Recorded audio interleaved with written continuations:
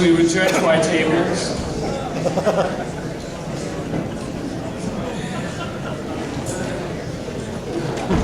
And may clear our questions.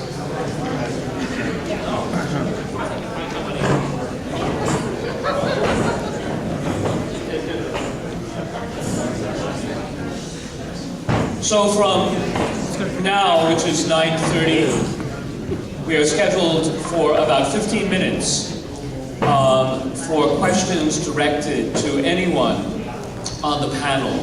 So if you have a question, just raise your hand and a microphone will be brought to you.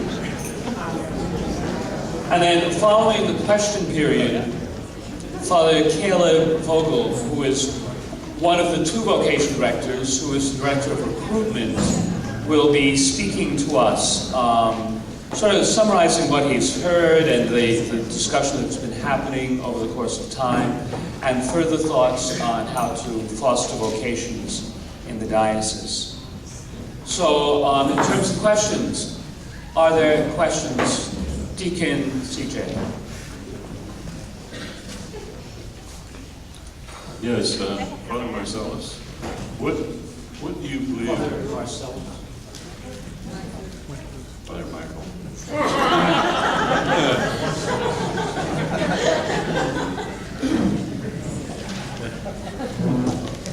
I tell people I'm all here because I'm not all there, so excuse me. I was wondering, what would you consider a strong factor of support in your ministry that a deacon could give you to enhance your ministry with the church, and what that expectation might be? So the question is, how can deacons contribute to the overall ministry, but especially the ministry of the priest in the parish? How do you feel personally about that? I feel, I guess, a strong sense of collaborative ministry, that it's a collaborative affair. And so one of the best ways is, I think, a ministry of presence, a ministry of shared prayer, of shared decision-making, rather than looking at the deacon as simply doing the leftover kinds of things, as the deacon has a special ministry in relationship to other ministers. So I think recognizing the charisms, plural, that the deacon brings, but also, I think, the kind of ministry of presence that a deacon has. Oftentimes, we were just talking now about how deacons are normally, they're not really movable, they're really kind of assigned to their home parish. And so they have a kind of stability there that priests are being moved around where the deacon remains stable. And so I think that there is a kind of a presence of stability as well that the deacon offers. So that's just one thought. Any other questions? Father Jose. This is a question for Father Rob. Father Rob, I would like to know what are some of the programs, activities, things that are happening in the local level to promote vocations in the local parishes. I know that you as vocation director travel to different parts, but is there anything in the local parishes that when you're not there, that are helping to develop vocations? So that's the first question. And, the second question was just titled, what is the diocese implementing to help promote vocations? I noticed that the vocational hours for the vocations office is now 2 hours a day. It was shortened, so what is the diocese doing as a diocesan level to promote vocations? So first of all, what is the local parish doing to promote vocations? And then second, what is the diocese as a whole doing to promote vocations? So I guess part of this is what Father Caleb is going to talk about, I understand, in summary at the end. But locally, I mean, every parish is different, every parish is unique, and some do have the vocation committees who sponsor just come and see days, come and pray, come and play football. We have, here in Boise, there's an annual come and play water football with the priest just for kids to see again priests doing different activities. Different schools have to sponsor seminarians, so there's different activities that people can do, but it's dependent on the parish, and I wouldn't be able to describe each parish locally what's going on. So it may be even better at the tables when the time comes for people to share what each community is doing. As far as you mentioned the vocation hours, so the vocation office with this new, we just split, as many of you are aware, to me being the director of seminarians and Father Caleb being the director of discernment and recruitment. With both of us being pastors, we found that we were having to do a lot of the office from our own parishes. So that's why the vocations office hours have decreased, is because we're doing a lot from where we are in our own parishes. So we're still very available, but at a different venue as far as vocations goes. Other questions? This is a question for Father Rob. Father Rob, following up on vocations committees and parishes, is it possible to get a listing of which parishes have vocations committees, their contact person, so that we could exchange information? And will there be time at the fall conferences for parish vocations committees to get together and share ideas? It would probably be possible. It would be gathering that information. I don't think, Father Caleb, we have any of that put together, do we? Or Anna Leah is our part-time vocations assistant, but we could work towards that. But that would be a discussion or something we could work towards. I noticed Father Hannah.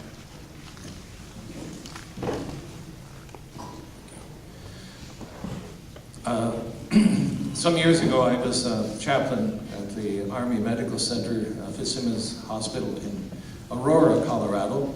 And then I really liked that position, and I thought, gee, when I really get old and retiring, I would like to come back to that job. I really enjoyed working with the military men and women. Then I went on to a parish in Boulder to become an associate pastor there at the parish that was sponsored by or staffed by our men from Holy Cross Abbey in Canyon City, Colorado. But anyway, the pastor there, I think, who was a former abbot of the monastery, was really on the ball. And he would organize families to carry out the Sunday liturgies. In other words, the family would be there, mother and father would be the ministers, and a host if necessary, and the children would be serving Mass and so forth. And that was very productive for producing vocations and also solidarity within the church. And I just wonder if anything like that is going on in the diocese here, if any of you on the panel there have had any experience with that sort of thing, because I just found it very, very edifying and very productive for producing good Catholic families and vocations within the family. Thank you. There are definitely strong families in the diocese, and I've witnessed them in different levels. There's something that's coming out is family camp, which is an incredible opportunity if you've never experienced it. Juliet Jones, I don't know if she's still here, but one of our lay ministers is very much tied to that. And it's an opportunity every summer for families to come together and just as families to camp and to share, we celebrate Mass and to share faith and devotions and just to be together as Catholics. But it's an incredible experience that you could advertise and promote within your parishes. So they usually fill up fast though, so that's one thing that's happening. But again, there are many families that I look at some here that are just active, or just trying to give their children experience of the church on all levels, whether that be going out to taking their kids to see what it's like to help with St. Vincent de Paul, or to go to respect life, whatever it may be, or to come to adoration. I mean, there's so many things that families can do to support the church, to live the church, to promote vocation. Just in terms of that family camp there, this year, after only about 4 or 5 years, there are 250 people who will be at the family camp. This year it's being held in the Cascade area, I think. Other questions? Father Rob, know that you're not being picked on, but I was wondering, the youth that come forward at ICYC that have an indication that they might be interested in vocation, are they sent letters or what kind of follow-up or contact with their families or something done after that period, or do they just return to their seats? I don't know what goes on after that. Yeah, it's really exciting if you've ever heard of that. Come to ICYC, the State Youth Convention. There are usually many young men and women who come forward who are discerning a vocation. So he's asking what the follow-up is. Well, the truth is that in my experience, many of those I'm already in communication with personally, but some of them we're not. And so we do try to follow up. I know Father Caleb tried to send out some letters this year, and I did last year, or communicate with their youth ministers to make sure that they're tracking them. So there's definitely trying to follow up. The reality of today is when you get into that environment, and it's great because many of them do come forward and they are discerning, then they have to go back to their normal reality of life. And so that's where they need the parishes, people to continue to provide that environment, their families, continuing to say, you know, I saw you come up, or you go up there, how is that going? You know, I really want to encourage you to continue to pursue that and pray about that. Other questions? Yes. Monsignor? Yes. Yes. This is not a town morning. I actually have a question. Primarily for Deacon Owen. The experience of the transitional diaconate appears to me to be substantially different than the ministry of a permanent deacon. And I would like Deacon Owen's reflections, first of all, but I'd be interested in any of your reflections on that difference, especially considering that very often a younger person's vocation is inspired by other young people's vocations. So when the seminarians are in our parishes during their pastoral year, or when the seminarians are with us as transitional deacons, how they minister in the parishes, I would think, would have an effect on other people being attracted to the priesthood. So your reflections on that relationship, please. Thanks for nothing, Richard.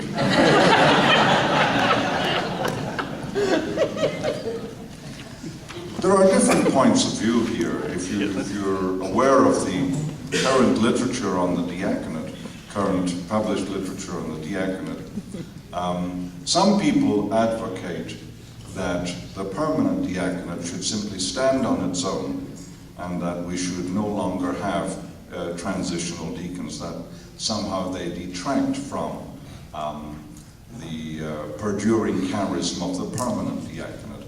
I don't belong to that camp. I think few solutions to challenges and difficulties in the church are seldom found in an either-or fashion. Because life is far more complex than that. And a both-and approach seems to me far wiser in terms of dealing with the issues and challenges that continually thrust themselves upon us. I think transitional diaconate is enormously important for two reasons. One of them, I think, Richard has already alluded to. A transitional deacon, this is probably true of all seminaries, certainly true at Mount Angel, is working in an assigned parish every weekend, and sometimes during the week. And you can see visibly a bond growing up between that transitional deacon and the people that he serves, even while he's in his final year of seminary formation. I think that has an enormous impact. Where a man has the qualities that I've already hinted at, people are attracted to that, and they see it, and God knows where that will lead. It's like the language Father Michael aka Marcellus, used. Sorry, CJ. Where seeds are planted and they germinate, and we don't know how and when they will come to fruition and harvest. So I think the witness of the transitional diaconate is enormously important for that reason. The second reason why I think it's very important is how else does a seminarian in his final year of formation get the kind of, at least incipient, pastoral experience he needs in order to minister as a priest. I mean, a seminary is such an artificial institution. We're away from, if you like, the living complexity of the church, and that I don't see that there's any way around that.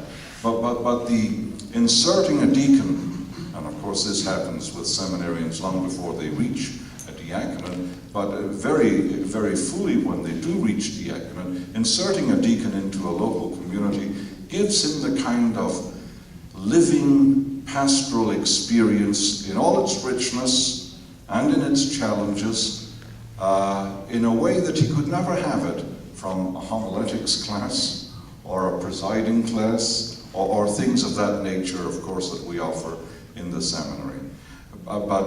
So that would be my position on the transitional diaconate. With regard to the permanent diaconate, then I think I would like to be very brief and just say, permanent deacons rule, okay. Can I just add one word to that? There was something that Owen said, but you yourself, Richard, said it very well, and that is that the priests and bishops are still deacons. And because I think sometimes, once one is ordained to the priesthood, you say, I'm no longer a deacon. No, you're still a deacon. And we used to see this in the regalia that a bishop wore. He always wore a dalmatic underneath the chasuble to remind him that he is still in the order of deacon. And I think that's really an important thing. And so that might even come closer to answer the question about how do deacons relate with priests, is to say that the priests are still deacons along with you. That they still have that diaconal ministry. I know Father De Silva is anxious to end this, but one little thing I'd say about the transitional deacon, I think it's a time when their vocations are deepened and strengthened like almost no other time in formation. That's a positive. The other thing is, from the point of view of the church, it's an opportunity to see them in action and evaluate at a time when they're still having to listen to the evaluations. So I think both of those things are good. Without taking time away from Father Caleb, who is ready to go, there was one final question, Sister, that was asked of you, and it was, Sister had a chance to meet with the women religious last night from Idaho. Can you succinctly share with us some of their perspectives, insights on the way of life as it's lived here? Okay, I will be succinct. I was with 9 sisters last night from the Diocese, 5 Benedictines, 3 Holy Cross, and 1 Mercy sister. And what occurred to all of us is we are of the same family in a certain sense. When we're together, we're all one. It's just amazing how quickly we identify with each other. And our conversation was wide-ranging, but among the things we talked about was our own prayer life and the importance of our prayer life, and letting people know that we are praying for them, that we pray a lot, and that there's sometimes the image or the idea that sisters who are of our type of sisters in active ministry, that we somehow have forgotten that. It's the first part of our life. And then community, and what that does to strengthen our vocation, and each of us in our own way express that. And then how ministry flows from prayer and community and gives a special, I think, tone or value to the way we minister. The love of our life and the way we can serve people is just so important. Sister Rosemary was sharing about the award that she received for her work with migrants. There's so many different ways, and of course the Benedictines have been so critically important to this diocese. The only sisters who have their mother house here, and Sister Clarissa's leadership And what that has done for this diocese is just amazing through the years and currently. One final point, all of us talked about ways in which we involve other people in our the lives of our communities through a variety of engaging of lay people in our spirituality. So third orders, the oblates and the Benedictines here have oblates. We call people like that co-journers. We have over 150 people who join us regularly for prayer retreats and doing parts of our ministry. So it may be something of a prediction for the future of way of enriching and enlarging our communities by involvement with others. It's another form of collaboration. But it was just such a great joy to be with those wonderful people. You are lucky to have them, and I know that you appreciate them all. Thank you. Thank you very much, Sister. Shifting gears, Father Caleb, because you are very clear and very concise. We look forward to I can only hope. Thanks. Thank you all for your sharing. I will try to be brief. I was asked to talk about some ways that we can promote vocations, and I really do try to promote all the vocations in the work that I do. Any of you who have been in the parishes where I've already gone preaching, you'll know that that's true. And in fact, I spend most of my time actually talking about married life and women's religious life, to be honest. So I think those are really, really important. I was thinking a lot about what Sister Katarina was offering us yesterday in terms of statistics and research. I think it's important to go off what we know, right? Not what I think I know, but what we actually do know. And so thank you for all of that research. And then just in talking with some other priests, that's what I was with last night, it is very poignant that she mentioned that 7%. Do you remember that yesterday, that 7%, that most of those vocations are coming from that 7%? And I think that realistically in promoting vocations, that's where you're going to find them, within that 7%. Not to exclude the other 93%, but I think that is really revealing that the bang for the buck is going to be in the 7%. And when Pope Benedict talks about that the church, he foresees the church kind of being a smaller church, it's not because he wants the church to be smaller. I think he's aware of this kind of research that the people who are really corely involved and active is a small percent. And I think that's what he's talking about, that there's the smaller group. We all know that the percentage of people that give the money and do the things in our parish, small, isn't it? Right? But I don't mean that in any judgment against the rest of the parish. But our focus on vocations tends to be mostly spent on that 7%. What are some things we can do for the rest of them is I'll try to speak generally about everything. In promoting vocations, I think that pastors, priests, that you're really important in this, and the research is showing that your presence and influence is really, really important, both in terms of at liturgy, because that's when most people will encounter us as priests, is at Sunday, at liturgy, the love and care that we have for the church, and I think that it's important how we represent the church. I mean, if we show that we love God and love the church, that's going to come across, and people pick that up. Just like young people pick up if their parents really love each other or not. And if they're always bickering, they pick that up. And if we as priests are always bickering, they're going to pick that up. So in terms of our own witness. Also, a recommendation to the priest, this isn't exclusively to the priest, but I'm talking about that right now, is our presence is really important in non-liturgical things, like ICYC. So I encourage the priests to keep going to youth events. In fact, just last night, several of us priests went out to get some frozen yogurt. It was nice. While they're up there. And we went to pay for our frozen yogurt, and the young woman at the register said, "I know you guys, you were at ICYC." I said, "Well, did you like it?" But there we go. And we were there, and she recognized us, and we had a nice conversation at the till, all because we were at ICYC. How you as parish and parishioners, everybody can help support vocations is allowing your priest to be gone in the summer to go to the different youth camps. We complain a lot about priests being gone and different things, so priests, go to family camp. I'm going to be at junior high camp, Northern Idaho camp, all these different camps, and it's hard, and you've got to get away from the parish, and it's busy, but that's where we need to be. I'm at the University Parish and I have so many young people say, I remember you from junior high camp. I remember you from ICYC. Exactly. And that's really important because they know us and we have these occasions to build relationships with young people.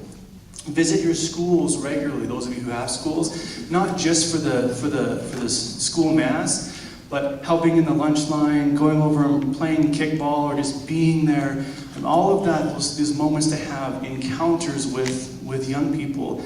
The more we can do that, the better. I think that's really important in terms of our promotion with vocations. Vocation promotion also is really key in collaborating with those who are involved with youth ministry and young adult ministry. If I could make a plug here to all of you who work with youth ministry or work with young people. Now that I'm in campus ministry, I'm sure Deacon Chuck would agree with this, and Jennifer.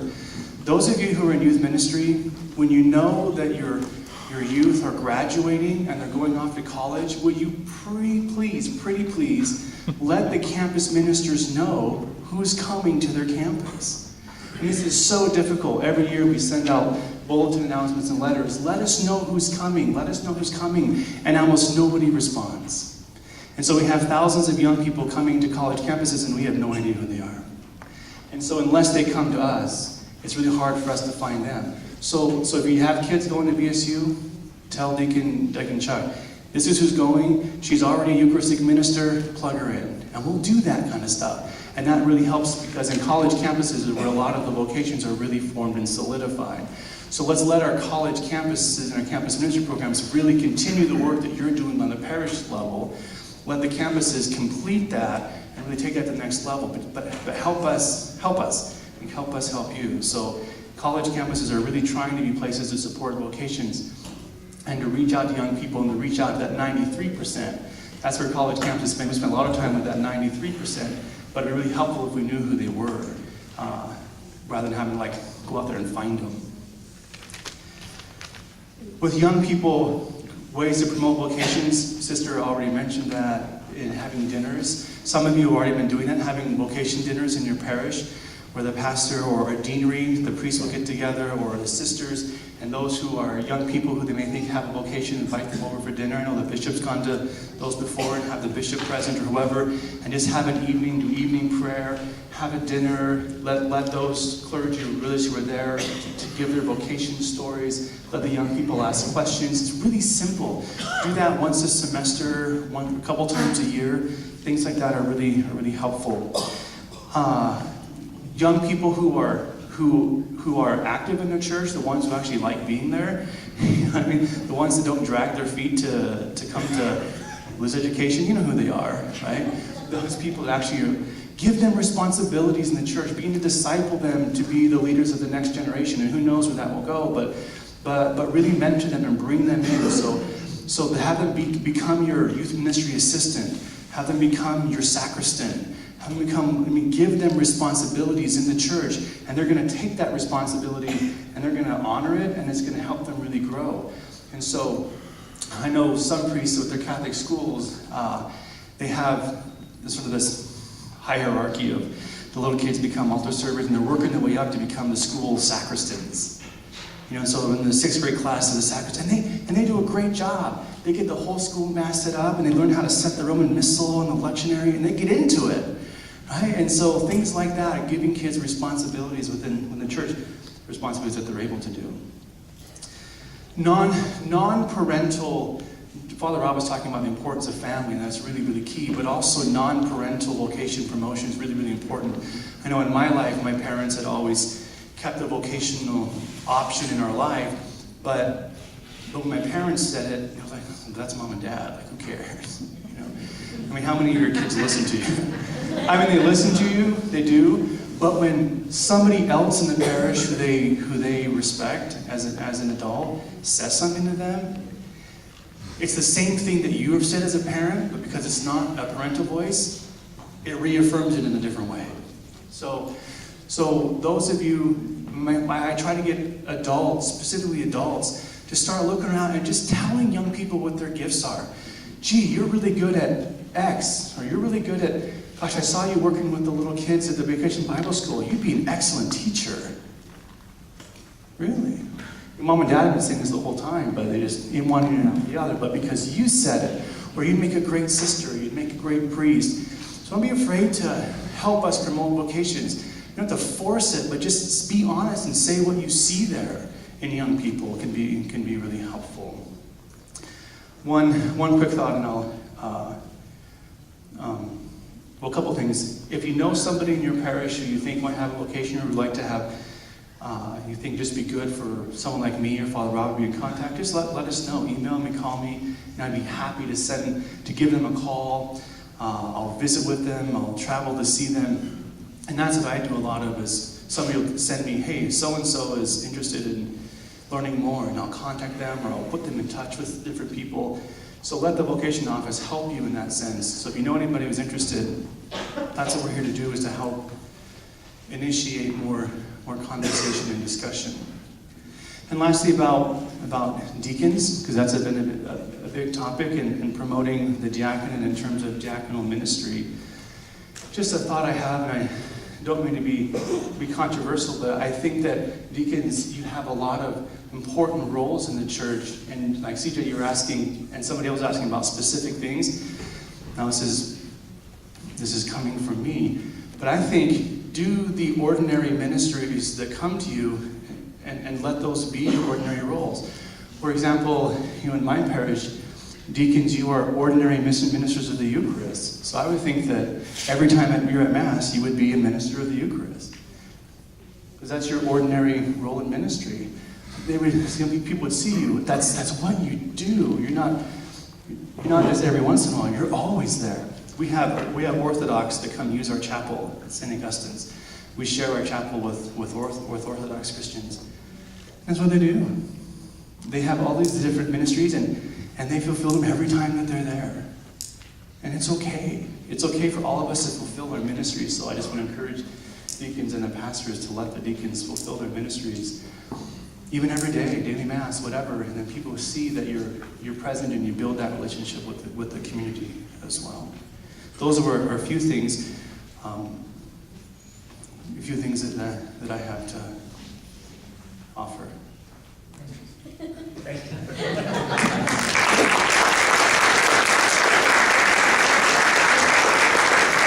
You were amazingly concise and clear. Thank you, Father Caleb.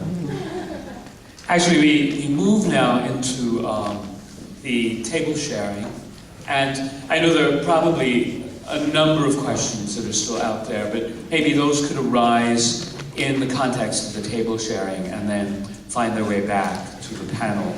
A couple of things, as we have done previously, each table finds its own facilitator and recorder. So I see